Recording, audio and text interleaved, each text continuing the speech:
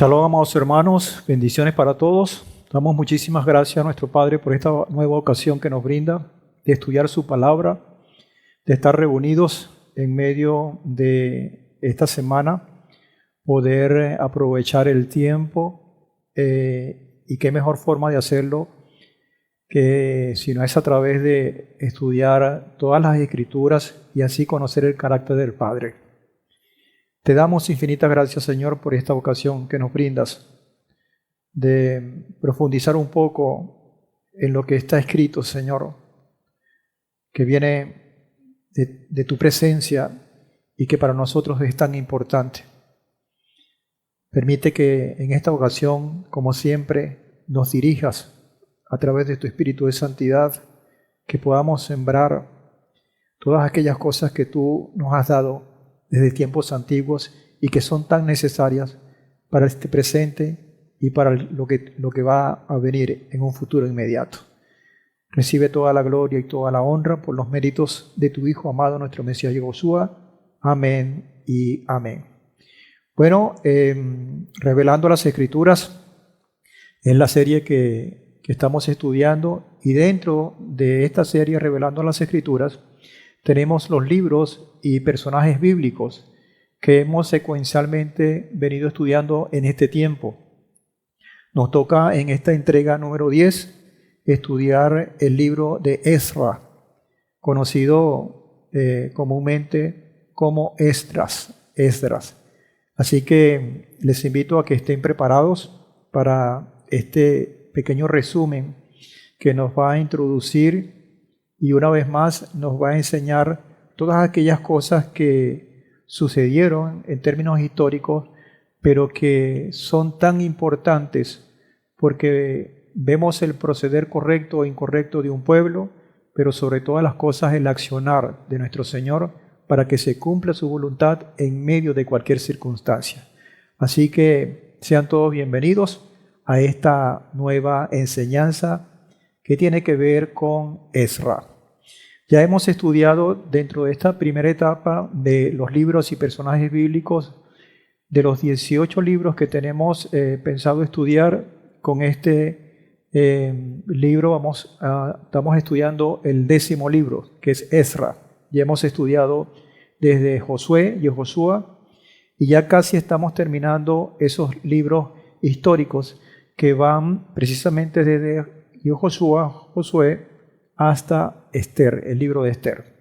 Y por ello es tan importante porque quizás muchos no les gusta la historia, pero es necesario saber que lo que sucedió antes va a suceder si es que no está sucediendo en este momento, sabiendo que la óptica del Señor o el esquema del Señor siempre es circular.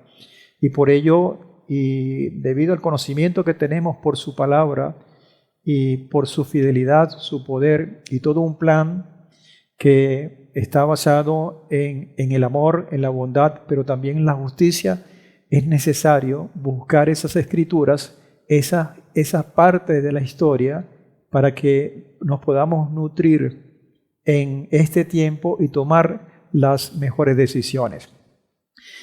Así que este libro de Ezra tiene, como todos los libros, particularidades que no solamente,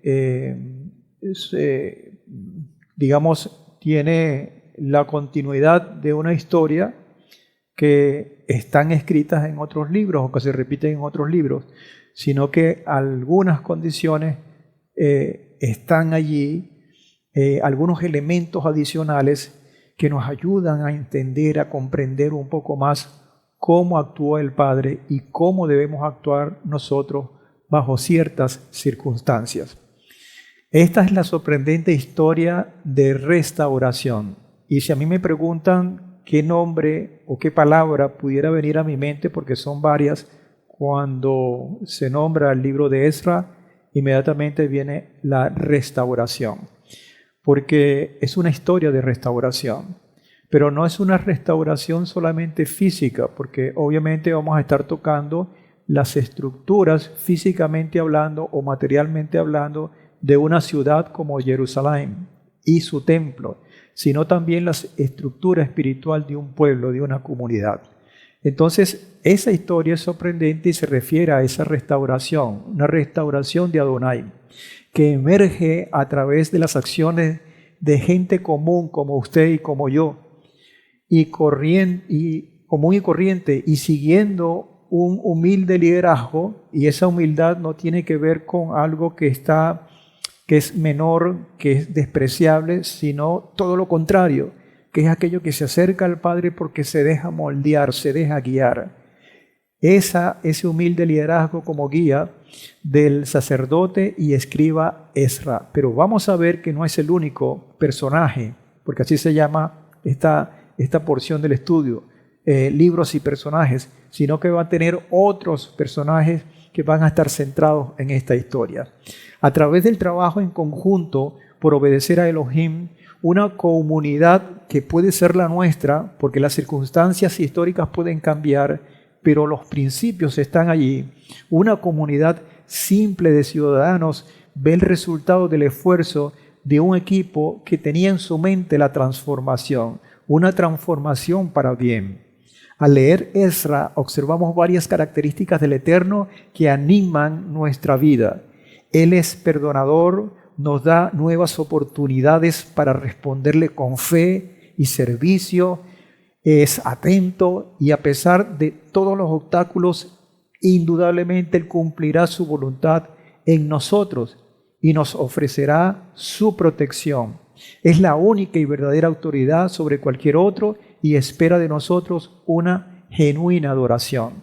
Por lo tanto, hay una reciprocidad, debe haber una reciprocidad en esa entrega, en ese amor inmensurable y todo lo que podemos nosotros devolverle a Él, porque al fin de cuentas es una devolución de amor, de gratitud, de perseverancia, de servicio, de entrega, todo con una condición de superación, de restauración, de transformación. Y de eso se trata este libro.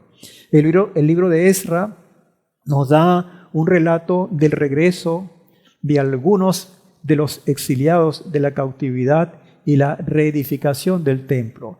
Entonces tenemos un contexto histórico que está enmarcado en un tiempo, es el tiempo de regreso de la cautividad babilónica, pero además hay que dejar en claro una cosa, que no todos se fueron, no todos fueron exiliados. Quedó una parte en esa lamentablemente ruinas que quedó Judá y lo concerniente al templo, y por ello en este tiempo, que a veces se dice rápido, pero pasaron muchos años entre un evento y el otro, se cumple esta palabra. La tarea de reedificar el lugar de adoración llevada a cabo en un ambiente de hostilidad y paganismo, porque hay que decirlo, porque los que se quedaron lamentablemente no estaban en una condición espiritual deseable, porque quedaron solos. Y los que se fueron estaban sometidos a la condición cultural e idólatra de lo que es el mundo babilónico. Entonces, imagínense ustedes estos dos polos cuando pasan los 70 años ya previstos por el mismo Padre y estaban vociferados por sus profetas, se cumple ese tiempo y ahora van a restaurar. Todo eso hace una atmósfera de hostilidad y paganismo con lo cual tenían que luchar, y de hecho parte de eso vamos a verlo en este libro. Fue demorada precisamente esa reedificación también por esa frialdad del pueblo, que es digamos el resultado de toda esa condición a la cual tanto los unos, los que estaban fuera, como los que estaban dentro, fueron sometidos. Relata el regreso de la cautividad de algunos exiliados guiados por Zerubabel en primera instancia, porque hay que definir que en este libro van a haber dos personajes principales, lo vamos a ver un poquito más adelante, uno de los cuales, y con eso de hecho comienza el libro con él, con Zerubabel, y después posteriormente Ezra, y también registra las reformas de este último. Ezra, diciéndolo de otro modo, Zerubabel quizás se empeñó por propósito celestial de construir la parte física, pero el que venía detrás de él, que era Esdras, una vez dada esa construcción, se encargó de construir o de reconstruir la parte espiritual. La parte espiritual. Y vamos a ver que estos dos hombres trabajaron de una manera sorprendente, pudiéramos decir, de mano de los profetas, porque los profetas nunca estuvieron sin actuar. Es decir, el Padre nunca dejó bajo ninguna circunstancia que el pueblo caminara solo. Siempre colocó a alguien que los guiara. Un profeta siempre estuvo allí y este no va a ser la excepción. En esta etapa se construye el templo. La tarea de reedificar el lugar de adoración tomó unos 20 años. Por eso yo les decía que los tiempos acá uno los lee muy rápido y pareciera que se dieran, esta semana se dio una cosa, la semana próxima o el mes próximo se dieron otro. Pasaron décadas dentro de un acontecimiento y otro. Lo más destacable es la restauración de la verdadera adoración del pueblo, junto con Divrei Hayamim, que recién lo acabamos de estudiar, y el libro de Nehemías, o el personaje de Nehemías, que es el que vamos a estudiar luego, constituyen una unidad temática. Es decir, si nosotros tomamos los libros de Divrei Hayamim, el libro de Esdras y el libro de Nehemías, tiene toda una compilación, un hilo histórico de un mismo acontecimiento, pero está segmentado en esos libros que estamos estudiando. A ver, vamos a ver algunas características de este libro que siempre son importantes para colocarnos un poco en contexto y decir que es un libro histórico en el orden que tenemos nosotros de nuestras Biblias. Es el 10º libro de los 12 libros históricos que van a terminar en Esther, como les decía yo antes. Su autor están más claros que el autor de Divrei Hayamim, y se dice que el autor es Esdras. Y hay mucha información fundamental que secunda esta aseveración. Fue escrito en el 440 antes de la era común y eso fue posterior a la cautividad. Ese es el momento cuando se escribe este libro. Además de ello, fue escrito en Jerusalén y su receptor inmediato o de primera mano fue Yehudá, aunque repito, en forma histórica fue esas tribus del sur, pero consiguiendo todo el contexto espiritual y aún profético, los receptores somos todos nosotros. Entonces, la razón por la cual se escribió el libro, podemos decir que fue mostrar, entre otras cosas, la fidelidad del Padre.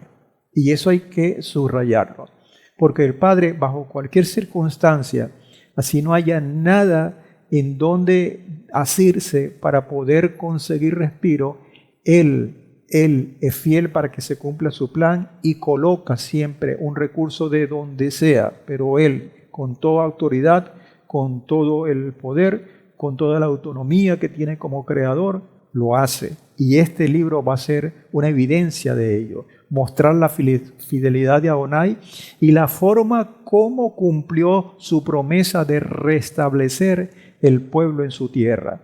Entonces hay una cosa elemental que uno percibe, en grosso modo, cuando ve todo el empeño, por así decirlo, del Padre Celestial, y uno no se puede quedar atrás.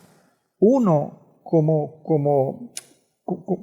la parte básica incluso, hasta por agradecimientos y sentir que hay elementos mucho más allá, que sí los hay, porque hay promesas que trascienden los tiempos, pero hasta por agradecimiento tiene que reaccionar.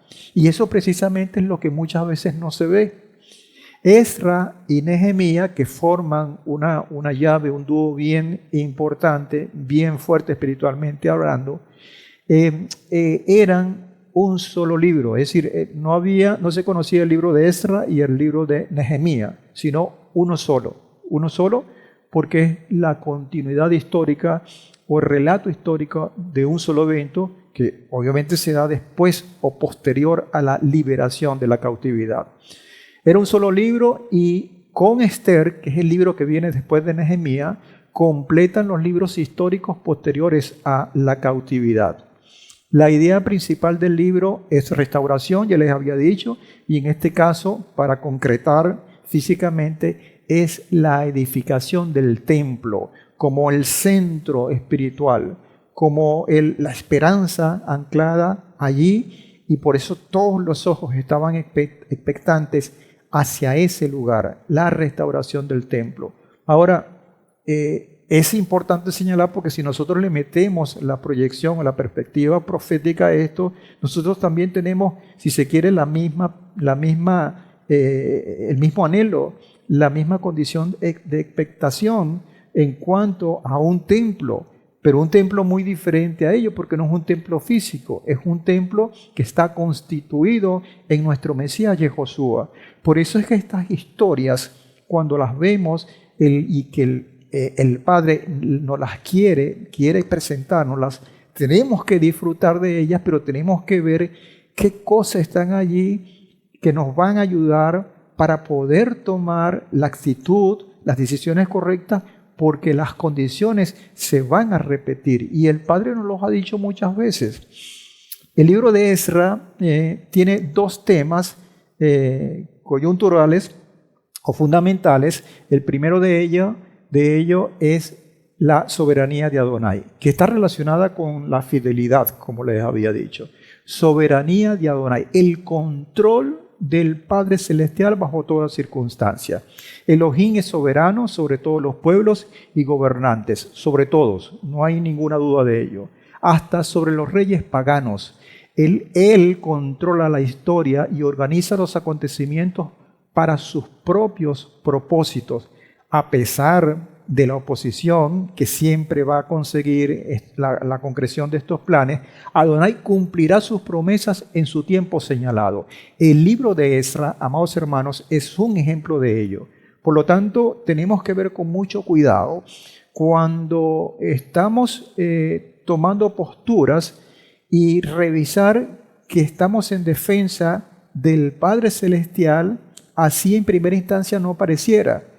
Porque si con el poco de discernimiento que pudiéramos tener en un momento dado, o con la ignorancia que pudiéramos también tener, tomamos una posición contraria, nos vamos a conseguir peleando o luchando contra el Padre Celestial. Y ya sabemos que esa pelea no la vamos a ganar. Entonces hay que tener mucho cuidado con esto. El segundo de los temas es el tema de la restauración. Entonces aquí tenemos las dos cosas ligadas. Las dos cosas mezcladas, hermosamente mezcladas en esta historia. Tenemos la soberanía y la fidelidad del Padre para que se cumpla su propósito, pero dentro de ese propósito está en restaurar, en ubicar en su sitio aquello que se perdió en un momento dado. Y eso no es lo que, al fin de cuentas, no es el plan en donde usted y yo estamos embarcados. No estamos luchando por una restauración de aquellos que se perdió, incluso desde el principio, allá en Bereshit con Adán y Eva. Es un plan de restauración. Ezra describe no solo la restauración del templo, como yo les había dicho que se va a ver en los primeros 7 capítulos de este libro, sino también la renovación de la estructura espiritual, la estructura moral, social, incluso política de la comunidad. La restauración del sentido de comunidad y herencia de los judíos era igual de importante como la restauración de dónde van a vivir, a dónde van a adorar, dónde van a hacer todos esa condición de exposición, de devoción o de adoración. Era un sello, una marca, una identidad que tenían que velar también por eso. Esto tremendamente los iba a diferenciar, los iba a distinguir de todos los pueblos que tenían a su alrededor, que eventualmente se van a convertir en sus enemigos, como en el día de hoy. Y los va a definir como el pueblo santo, como el pueblo que Adonai espera, con el pueblo por el pueblo que Adonai ha dado a su Hijo unigénito. Entonces tenemos una condición bien importante y con este contexto podemos tener más o menos colocarnos en la posición de estos hombres y mujeres que estuvieron en ese tiempo para poder proyectar esto hasta los tiempos actuales. El entorno general, que también es importante revisarlo. Para sacarle el mayor provecho a este libro, es importante entender los cambios políticos que estaban sucediendo. Estos cambios políticos no fueron de la noche a la mañana. Repito, a veces uno tiene la percepción cuando lee los libros y ve capítulos y que pasan y libros que pasan y autores que pasan, que la historia se desarrolló en muy poco tiempo, y no es así. No es así. Hay cambios políticos que pasaron muchos años, generaciones enteras. En el año 539, antes de la era común, el imperio babilónico sucumbió. Su tiempo se le terminó, siendo que fue tomado como instrumento del Padre eventualmente para, de alguna manera, hacer justicia o levantar juicio sobre la desobediencia del pueblo de Israel. Ya ese tiempo se terminó, cosa que también estaba profetizada. Entonces sucumbió ante los medopersas, que entonces es el imperio de turno, quienes adoptaron una nueva política favorable para los judíos que habían estado viviendo como refugiados en el exilio. Entonces tenemos un tiempo de refrigerio, un tiempo en el cual, aún teniendo el sometimiento de una autoridad totalmente diferente o extranjera, podemos decir así, al pueblo del Señor, ellos tenían otra condición, otro trato con el mismo pueblo. Y eso lo estaba controlando nuestro Padre Celestial, como controló el tiempo en Babilonia. Este libro narra el retorno de los exiliados para reconstruir Jerusalén y el templo. Ezra muestra cómo el poder de Adonai está detrás de los eventos terrenales, usando aún reyes paganos para sus propósitos. Es útil saber que aunque este libro se presenta generalmente de forma cronológica, porque es el relato de una historia, y con ello tenemos eventos sucesivos, que ya lo habíamos narrado incluso en Divrei Hayamim, que se llama Crónica, de paso. Aunque eso es así, en el capítulo 4 de este libro tenemos como un hito, como un punto y aparte, porque allí se nos muestra un resumen bien interesante, explicativo, un resumen explicativo de un debate político entre los líderes ajenos a Yehudá, ajenos al pueblo, acerca del porvenir de Jerusalén. Y esto es algo importantísimo que debemos también tener claro en la historia, en el desarrollo de estos eventos. Yo no sé si pudiera decir que desgraciadamente hubo una influencia para bien, que en este caso sean todos bienvenidos, en la conducción o en la toma de decisiones del pueblo, o para mal.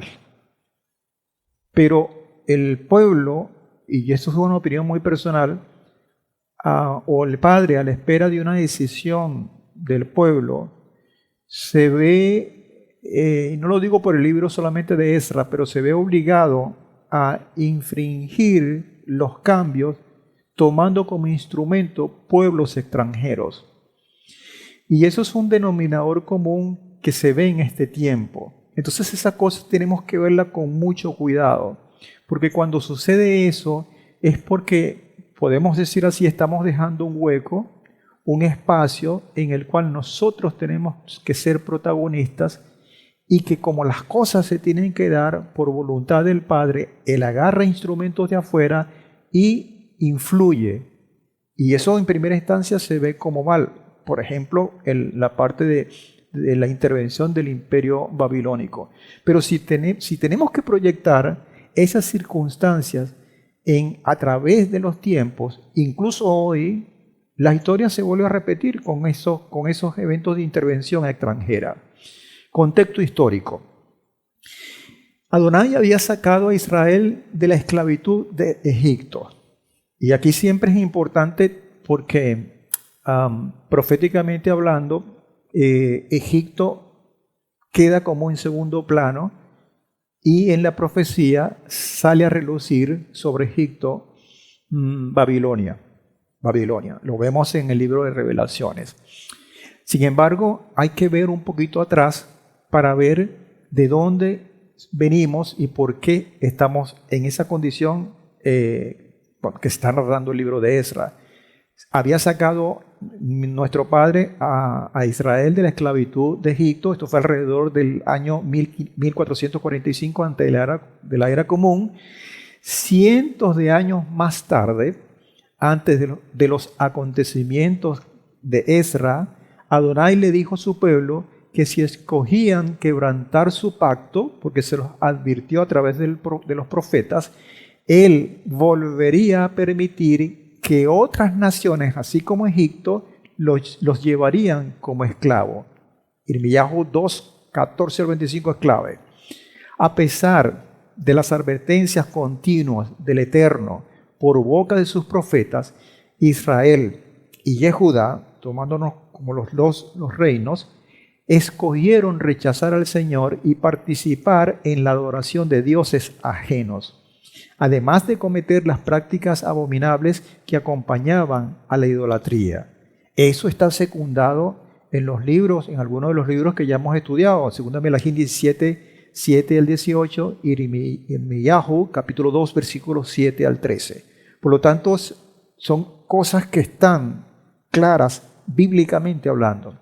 Fiel a su promesa, Adonai trajo a los asirios por un lado y a los babilonios por el otro lado para disciplinar, para corregir, para justiciar tanto a Israel por un lado como a Yehudá por la otra, por lo cual ambos se habían alejado de él y cumplió su palabra.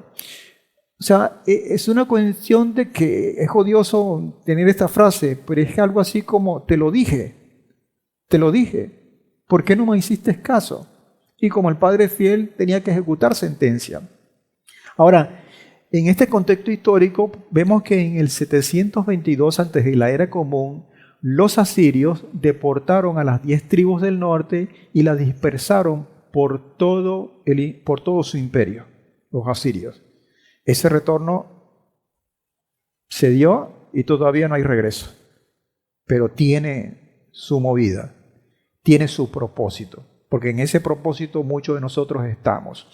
Varios siglos después, no fue de la noche a la mañana, varios siglos después, más o menos 605 al 586 antes de la era común, Adonai usó entonces a los babilonios para saquear y casi despoblar a Jerusalén, debido a que Yehudá persistió en su infidelidad del pacto de Adonai. Eso está en Irmiyahu capítulo 25, versículo 11. De todas maneras, todas estas citas referenciales están allí para que ustedes las puedan revisar cuando estén estudiando toda esta clase. Estos cautivos regresaron a Jerusalén, como lo reportaron Esdras y Nehemías, entre otros, porque también el libro de Crónicas o de Divrei Hayamim también lo narra, y hay una historia particular en Esther también que lo hace. Cores, el persa, que Ciro en las versiones, conquistó Babilonia en el 539 antes de la era común. Y el libro de Esdras comienza con un decreto de este rey de Cores, o de Ciro, un año después. Eso fue rapidito. Un año después de esa conquista, de tomar lo que antes era Babilonia, hace ese decreto para que los judíos regresen a Jerusalén, y esto es en el 538 antes de la era común aproximadamente. Entonces, esto tiene una condición importantísima, porque aquí vemos el Padre actuando a través de un externo, pudiéramos decir. Así como hubo 3 olas de deportación de Israel a Babilonia, 605, 597 y 586 antes de la era común, así hubo 3 regresos a Jerusalén en un periodo de 9 décadas, 90 años. Esto que estamos narrando, tanto de Ezra como lo que vamos a narrar en el próximo libro de Nehemías, se dio en un periodo de 90 años. 3 regresos de Babilonia a Jerusalén. Zerubabel, o Zorobabel, como está escrito en las versiones, regresó por primera vez en el 538 antes de la era común. Él fue seguido por Ezra, quien guió el segundo regreso en el 458 antes de la era común. Nehemías después hizo lo mismo 13 años después, en el 445 antes de la era común. Entonces tenemos un liderazgo en cada uno de estos grupos. En el orden, vino Zerubabel en primera instancia, después vino Ezra y después vino Nehemías. Esos fueron los 3 grupos que regresaron en un periodo de 90 años. No obstante, siempre hubo, y esto también es un denominador común, siempre hubo estorbos que entorpecieron el desarrollo, la cristalización de la recuperación, de la restauración. No le dieron la autonomía política y espiritual plena al pueblo para que se lograra esto. Siempre había un escollo, una dificultad allí. Pero que todos estos 3 hombres la solventaron. Pero allí, en ese proceso, hubo elementos que vamos a estar revisando porque hay mucho de aprendizaje allí. Allí estaban entonces en forma muy protagónica por parte del Señor, podemos decir la vocería celestial, los profetas, tanto Hagai como Sejaría, advirtieron durante el tiempo de Zerubabel, alrededor del 520 antes de la era común en adelante. Siempre el Padre, como les había dicho antes, estaba encargándose de poner guía, sabiduría a nuestro pueblo, bajo toda circunstancia. Ahora, amados, quizás a estas alturas, y los que han leído el libro de Ezra, vemos que la historia es muy fuerte. Hay cosas muy duras que en un momento dado pudieran percibirse como definitivas, como ya de esto yo no me voy a recuperar. Pero vemos en estos textos que el exilio no es el final de la historia. Cuando uno ve 70 años, uno lo dice rápido, pero gente que se quedó y murieron, gente que fueron cautivos y no regresaron porque murieron, gente que nació que nunca estuvo, nunca conoció el templo, nunca conoció Yehudá, nunca conoció sus raíces porque nacieron en Babilonia, y pasaron largos 70 años que proféticamente se ven cortos, pero en forma humana son muy largos y cuesta ese exilio. Sin embargo, no es el final de la historia. Y esto lo digo, amados hermanos, porque es que a veces nosotros mismos nos desesperamos, disminuimos, nuestra esperanza como que flaquea, nuestra fortaleza espiritual cuando vemos que las cosas no se están dando. Y todos estos libros nos ayudan a perfilarnos en un contexto más amplio para poder decir, no, es el tiempo del Señor. Yo me voy a levantar, yo voy a seguir adelante. Fíjense que el profeta Jeremías o Irmiyahu en el capítulo 25, versículo 12 había advertido de los 70 años. Pasados los 70 años, dice Adonai, pediré cuentas al rey de Babilonia y a su nación, la tierra de los caldeos, de todas sus iniquidades, y la convertiré en desolación perpetua a Babilonia. Entonces, ese tiempo, los 70 años, se había cumplido. Entonces, ¿de dónde tenemos que colocar nuestra mirada? En nuestro Padre, pero particularmente a través de esas esperanzas proféticas que da después del exilio, post-exilio. Y esas esperanzas proféticas, amados, yo las puedo resumir en tres elementos que están escritos, que están allí referenciados escrituralmente y que por fe yo los creo.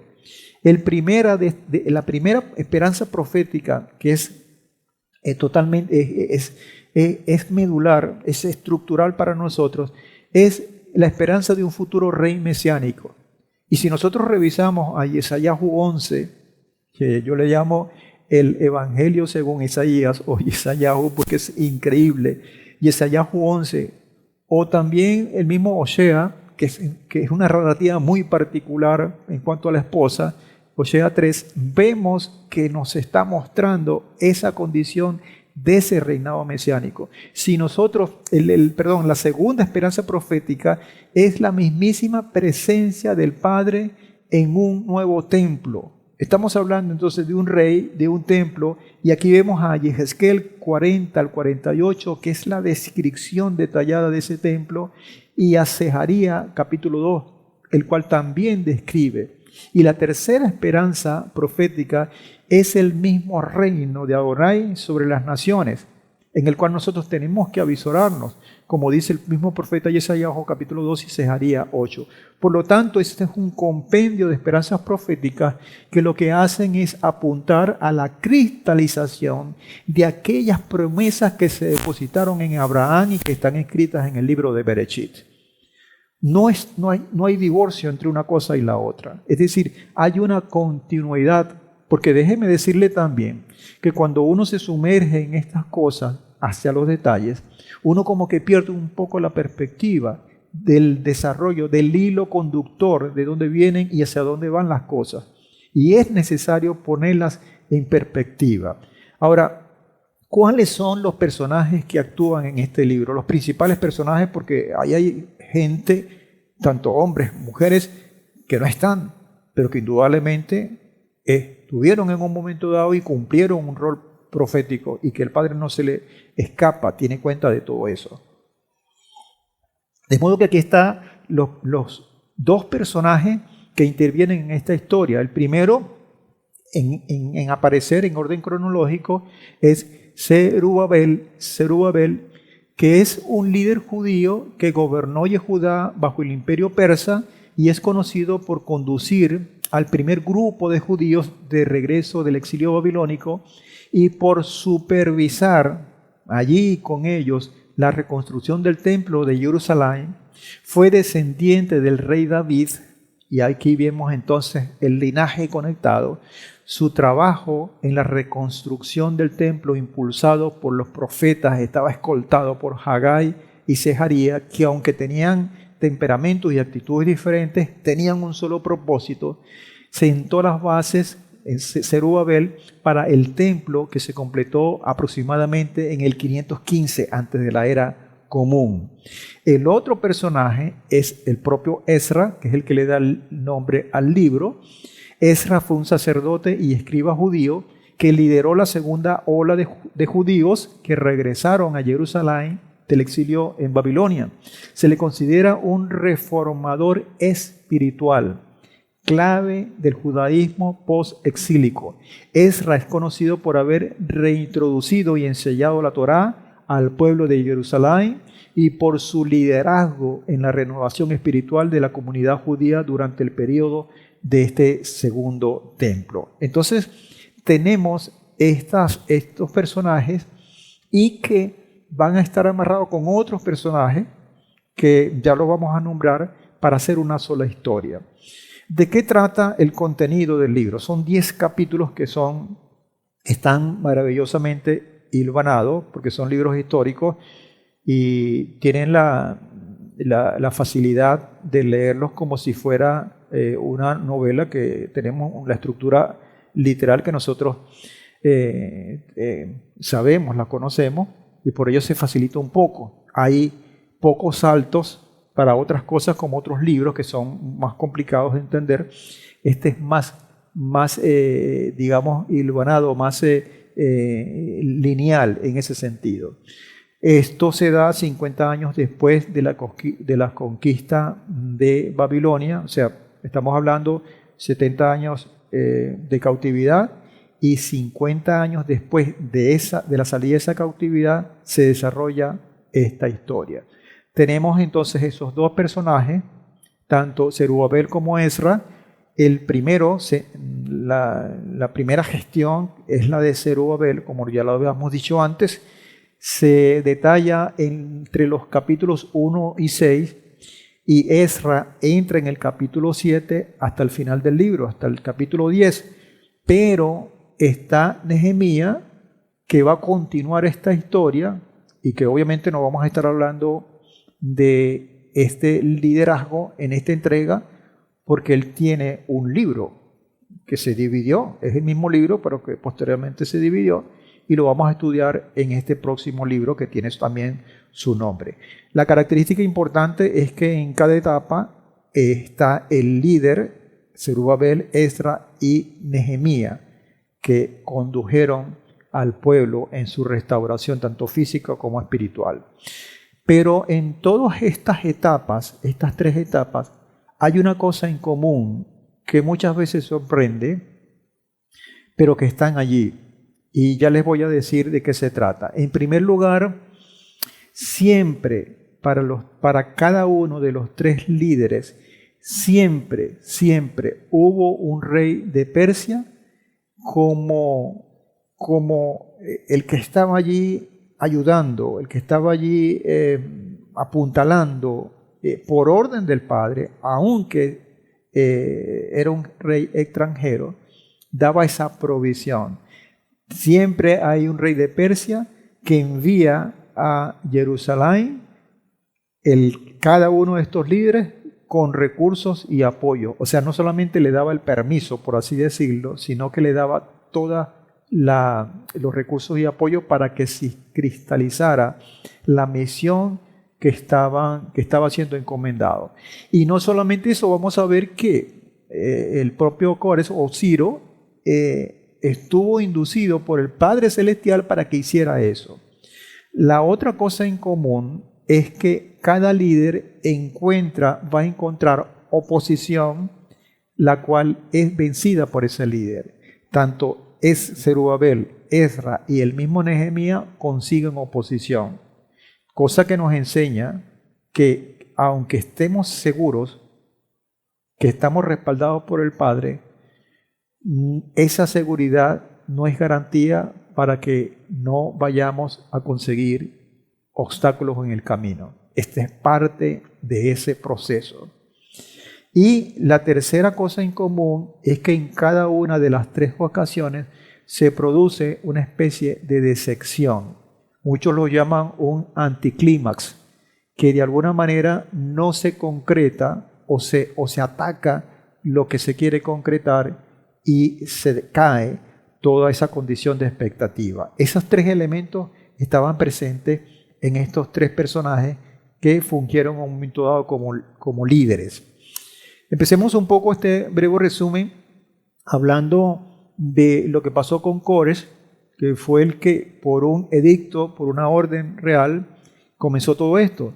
Dice Esdras 1, capítulo 1, versículos 1 y 2, en el año primero de Cores, o de Ciro, rey de Persia, para que se cumpliera la palabra de Adonai por boca de Irmiyahu el profeta, Adonai despertó el espíritu de Cores, rey de Persia, para que se proclamara en todo el reino por pregón y por escrito, diciendo: así dice Cores, rey de Persia, todos los reinos de la tierra me han sido dados por Adonai. Reconocimiento.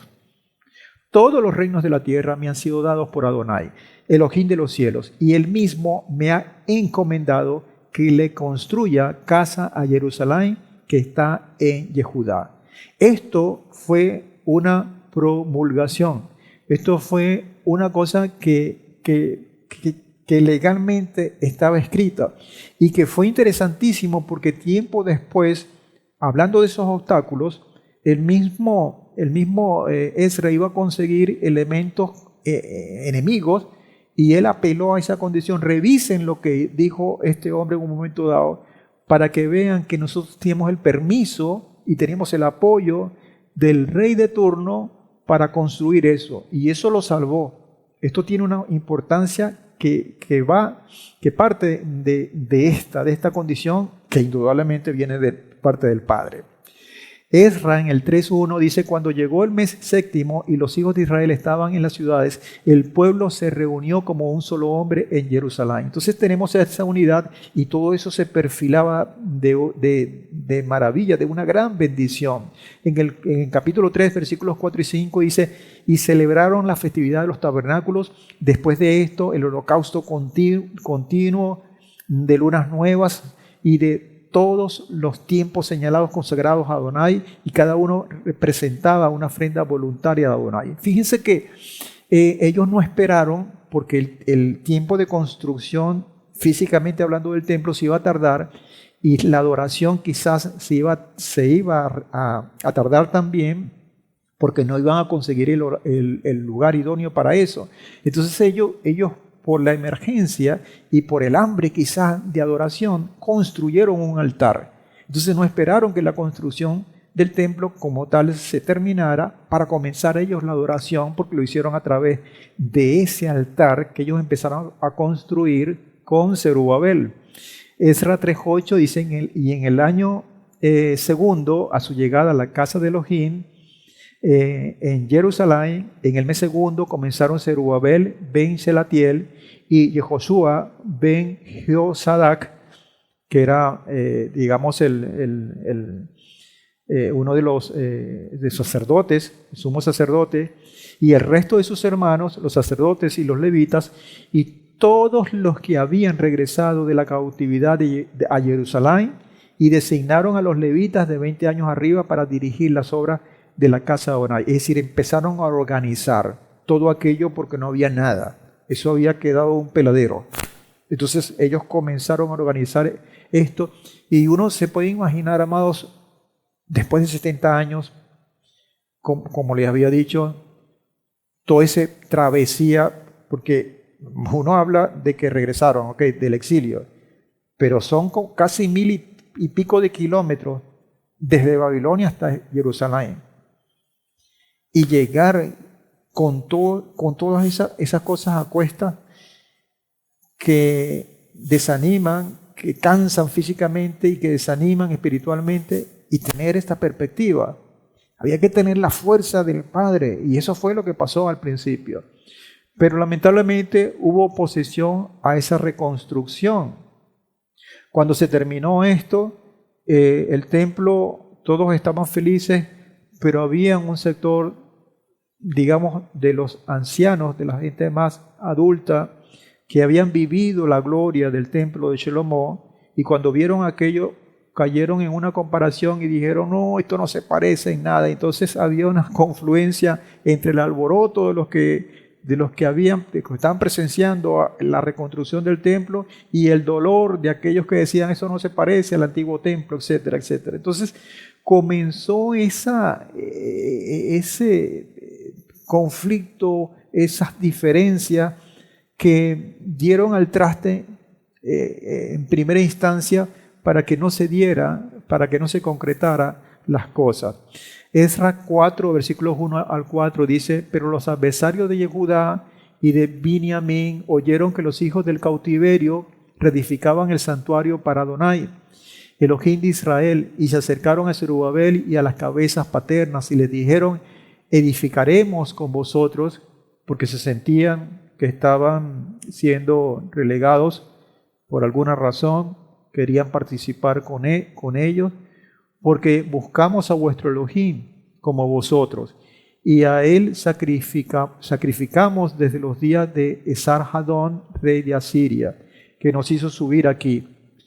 Pero Zerubabel, que era el líder de turno, y Josué, el sacerdote, y los demás cabezas paternas de Israel le respondieron, nada tenéis que ver con nosotros para que edifiquéis casa a nuestro Elohim, sino que nosotros solos construiremos para Adonai, Elohim de Israel, como nos ordenó Coresh, o Ciro, rey de Persia. Entonces sucedió que el pueblo de la tierra desalentaba al pueblo de Yehudá y los hostigó mientras construían. Eso no va a servir, esto no, mejor era el templo de Shlomo, tal.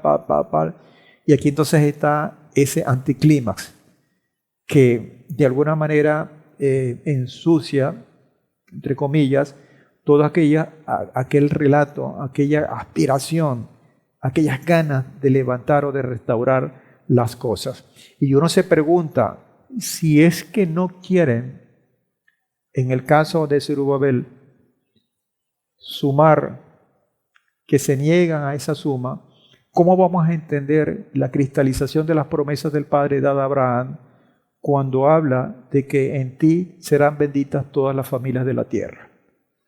Si no querían que se les ayudara para esto, ¿cómo avisorar esa apertura para que la bendición de las promesas por el Padre puestas en Abraham se diera? Esta es una de las preguntas que uno se puede hacer.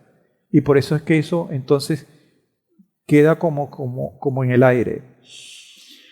60 años después aparece Ezra, se da en el capítulo 7, es cuando aparece el nombre de Ezra como tal. Dice 7:1, después de estas cosas, de todo lo acontecido en la primera etapa, aparece en el reinado de Artaxasta, conocido como Artajerjes, se llama Artaxasta,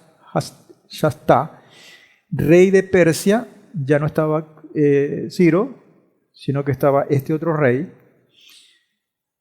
Ezra ben Seraía, hijo de Azaría, hijo de Hilquía, fue el que se encargó de liderar el segundo pelotón, el segundo grupo. Este Ezra, dice el versículo 6 del capítulo 7, subió de Babilonia, donde era, y aquí está una característica importante, que le da el fundamento espiritual a Ezra como líder. Era diestro escriba de la ley de la Torá de Moshe, dada por Adonai Elohim de Israel. Y el rey, en este caso no es Cores, sino Artajerjes o Artaxasta, también igual le concedió toda su petición según la mano de Adonai su Elohim era sobre él. O sea, tenemos entonces el mismo patrón de comportamiento que da este libro. Y aquí está un respaldo inaudito, igual que pasó con Cores, con Ciro, va a pasar con este rey. En el 7, 12 al 16, dice, Artaxasta, rey de los reyes, al sacerdote Ezra, que era escriba y sacerdote, escriba erudito de la ley de Elohim de los cielos, paz completa y ahora, dice el verso 13, por mí es dado decreto para que todo aquel del pueblo de Israel y sus sacerdotes y levitas que quieran ir contigo a Jerusalén, que vayan. Les doy el permiso. Ustedes saben lo que significa esto. Que eran, decir, cautivos y ahora les da esa amplitud para que construyan lo que el Padre les había encomendado. Para que vayan. Verso 14. Por cuanto de parte del rey y de sus 7 consejeros, tú eres enviado a inspeccionar Judá y a Jerusalén, refiriéndose a Ezra, conforme a la ley de tu Elohim, que está en tu mano, que es la ha escrito, la Torá, y que él conocía de pies a cabeza. Y llevar la plata y el oro que el rey y sus consejeros han ofrecido voluntariamente al Elohim de Israel, cuyo tabernáculo está en Jerusalén, junto con toda la plata y el oro que encuentres en toda la provincia de Babilonia, con las ofrendas voluntarias del pueblo y de los sacerdotes dedicados para la casa de su Elohim, que está en Jerusalén. Este es un cheque en blanco que está dando un rey persa para que se haga la voluntad del Padre. Pero, entonces viene otra vez el denominador común, el esquema que les había hablado de estas 3 cosas. Primero, el amparo, el respaldo del rey persa, y segundo, el obstáculo. Capítulo 9, versículos 1 al 3. Son 10 capítulos lo que tiene este libro. En el capítulo 9, versículos 1 al 3 dice, al completarse estas cosas se aproximaron a mí los príncipes diciendo, el pueblo de Israel y los sacerdotes y los levitas no se han separado de los pueblos de la tierra. Esos pueblos de la tierra son estos pueblos que estaban ahí, los caldeos. Y estaban diciéndole, se relacionaron con ellas. Y aún pasado todo este tiempo, siguen ligados y han tenido familia con ellos. Y dice el verso 2, han tomado a sus hijas para sí y para sus hijos, y han emparentado la descendencia santa con los pueblos de las tierras.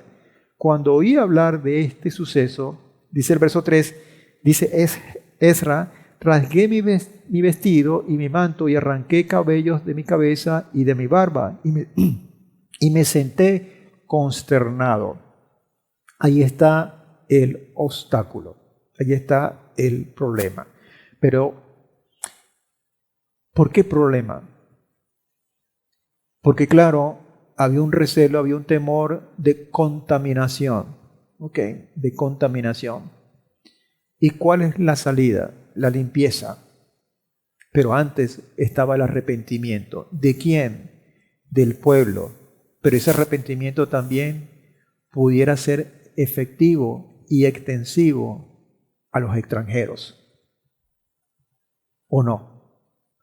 Porque eso es lo que hace nuestro Padre. Ese es el mensaje que tenemos en Yehoshua, que no tomó esa condición concretamente al pueblo de Israel, sino que extendió con mucha vehemencia a extranjeros, forasteros, para que pudieran ser salvos. Entonces es una cosa que viene allí haciendo bulla, haciendo ruido. En el 9:14 dice, volveremos a violar, y este es el fantasma, ¿no?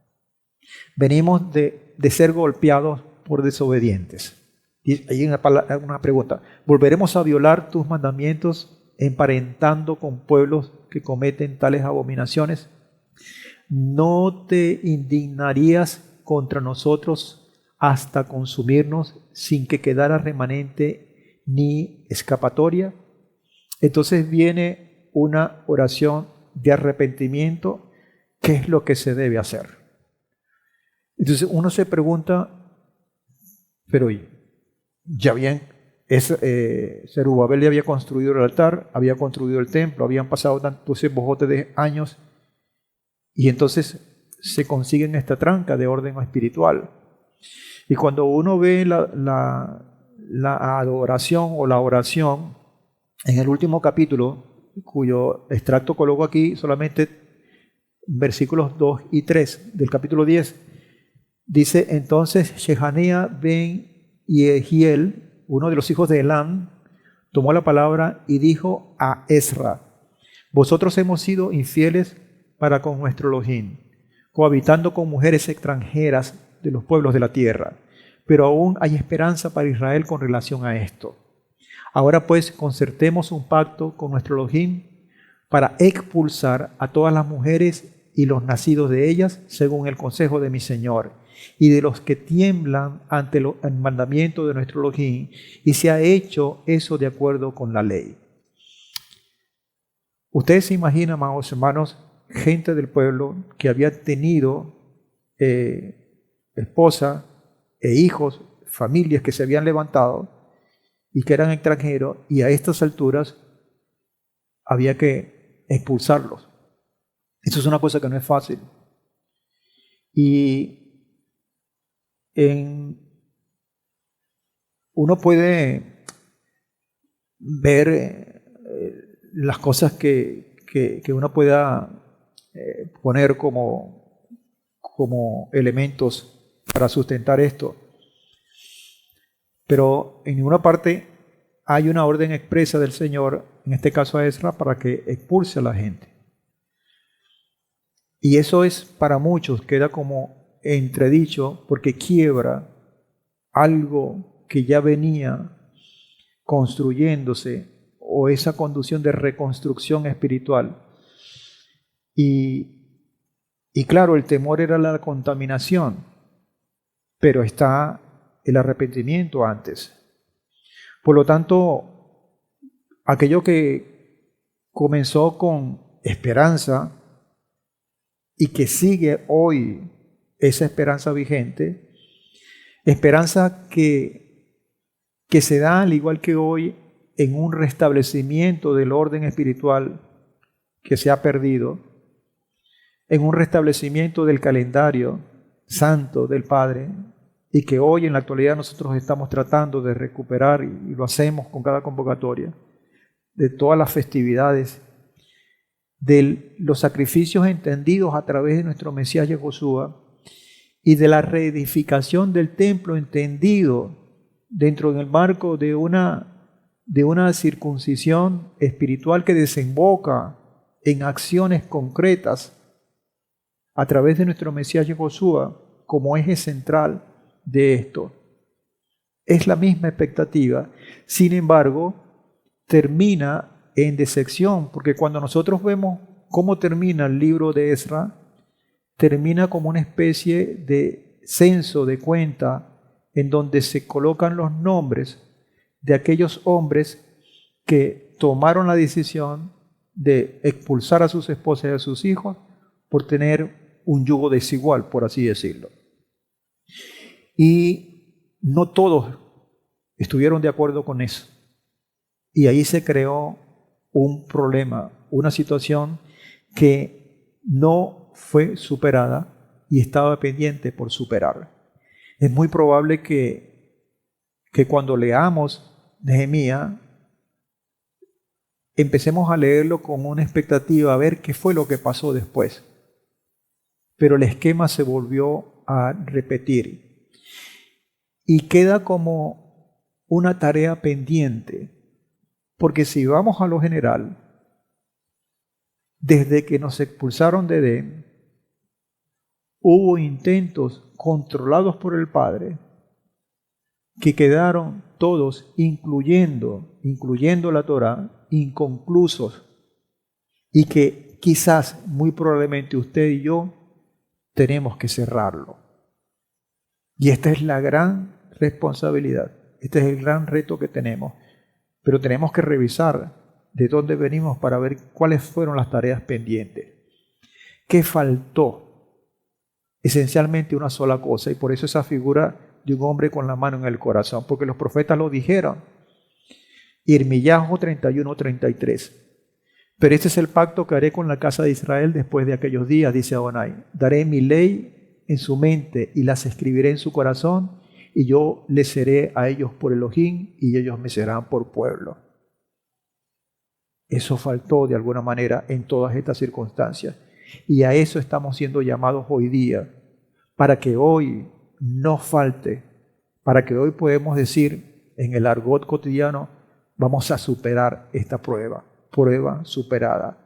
Y el mismo otro profeta, Yehezquiel 36, 26 al 27, os daré un corazón nuevo y pondré un espíritu nuevo dentro de vosotros, y quitaré de vuestra carne el corazón de piedra y os daré un corazón de carne, y pondré dentro de vosotros mi espíritu, y haré que andéis en mis estatutos y guardéis mis preceptos y los pongáis por obra.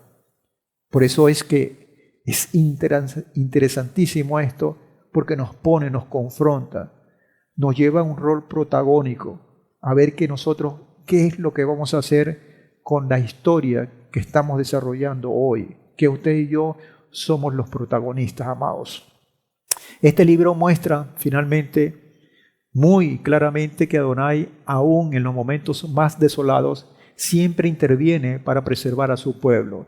Pero el pueblo, aún estando lejos, sabía que solo en el templo de Jerusalén se podía ofrecer la verdadera adoración y el verdadero sacrificio al Elohim Redentor. He aquí que la reconstrucción del templo fuera tan importante. En él podrían restaurar la adoración para Adonai y reencontrar la verdadera identidad como su pueblo. El libro de Ezra también enseña una gran lección sobre la providencia celestial. Diferentes reyes persas se mencionan en este libro. Cada rey jugó un papel importante en cuanto al regreso a Jerusalén del pueblo del pacto y la reconstrucción del templo como centro de una relación espiritual. Esto demuestra que Adonai puede valerse de lo más vil para cumplir su voluntad en cuanto a la vida de su pueblo. Y ese pueblo, amados hermanos, siguen siendo nosotros, que somos los que estamos de turno, que somos los que estamos con esa misión y esa responsabilidad que siempre ha estado allí, con una diferencia que nos vuelve más responsable y más demandante. tenemos todo un legado, tenemos toda una tarea que no se ha cumplido y que indudablemente está controlada por el Eterno, pero tenemos que nosotros cumplir con el rol, con el propósito que el Padre nos ha encomendado. Hermosa historia y que deja muchas lecciones para nosotros. Les invito, amados hermanos, para el próximo estudio, que va a ser la entrega número 11. Vamos a estudiar el penúltimo libro histórico de este compendio maravilloso, a continuar esta parte de la historia con el libro de Nehemías, como es visto en las versiones. Mientras tanto, shalom y bendiciones.